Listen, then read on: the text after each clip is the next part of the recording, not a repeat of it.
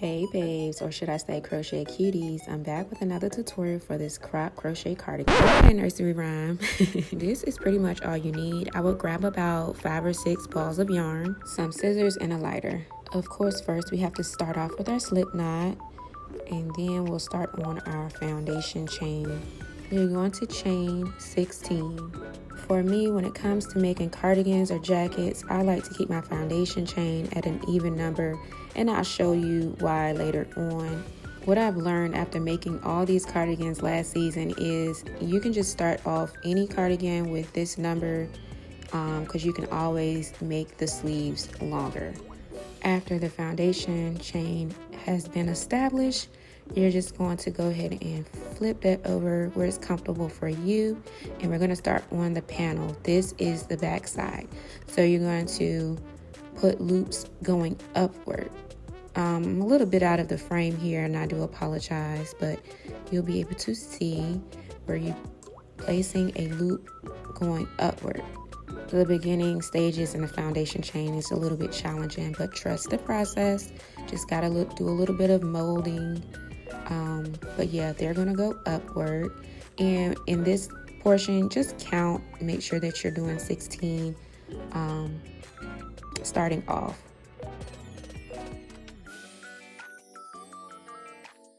And when you get to the end there, you don't need to turn your work or anything like that.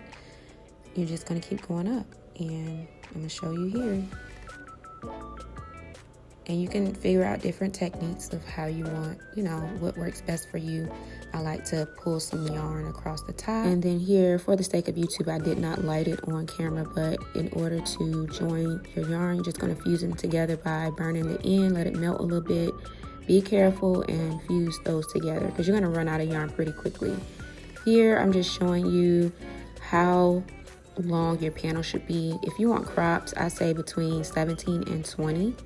If you want like the crop look, or you can even measure it from your shoulder to your back. And you're going to continue until you reach that desired length. And now we're going to work on the shoulder fold and front panel on one side. So what I'm doing here, and I'm sorry I'm a little out the frame, is I'm only working 8 stitches back and forth. So on that row that you started, you're only going to do 8. You're going to count 8, stop, and then go back, moving towards the left. 8. Then go back to the right. 8. Until you reach the desired length, which should match the backside length. When you fold it over, it should match. This part is going to flap over the shoulder. You see how I'm showing you the length? It's going to flap over. And once you do that, now we need to seal that stitch so the stitches won't come loose. So you're going to take 1 loop, 2 loops, take the first one, go over the second one. You're going to keep doing this until you reach the end. So you take the next one, put it through, take the one before that, go over it. You're going to keep going. When you reach the end, you can just secure it. And then of course you can clip the end once you're done. You can use your lighter if you need to seal anything. Now, and then make sure you do the other side. I did not show you in this video, but you're gonna do the same thing. Just gonna attach some yarn and then finish that shoulder side. Now I'm gonna just show you how you create the armhole. You're just going to attach some yarn, and you're going to, this is at the bottom, so you're going to sew going up, and then you're going to leave a space for the armhole, and you want to leave about, you can leave about 10 inches, so you're not going to be sewing up too far up. Also, I did turn the panel inside out before sewing it. Here I'm just showing you how much of an armhole space you need. About 10 is enough, or okay, I did 11. That's good enough. And then like once you're done sewing it, just secure it. You can actually keep this up there and just put the string in the inside because you can use it when you start doing the sleeve. As I mentioned, you have to do the other side as well. So make sure you do that. Turning it inside out, and I'm going to work on sewing it up and leaving that armhole space.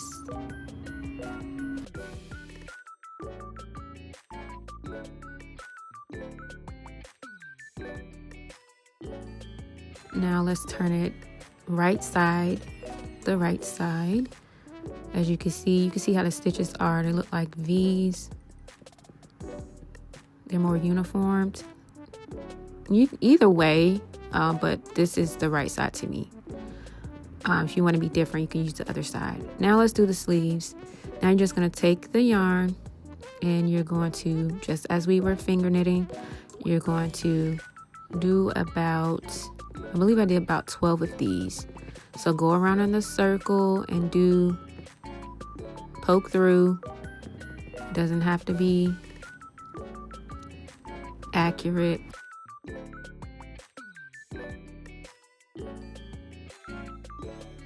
And you're just going to keep going around, and you want to count, or you want to put a stitch marker where you either stopped or started so that you know what round you're on.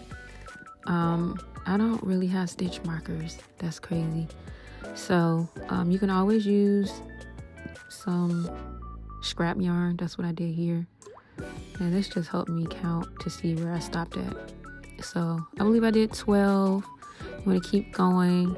This isn't going to be long either, because some of that panel is some of the shoulder of your sleeve. Once you get to that length, you cast off like I showed you before, and here's the finished look. If you have questions or if anything was unclear, go ahead and leave your comments. I'll be sure to answer you, but be kind, of course, and subscribe and like for more.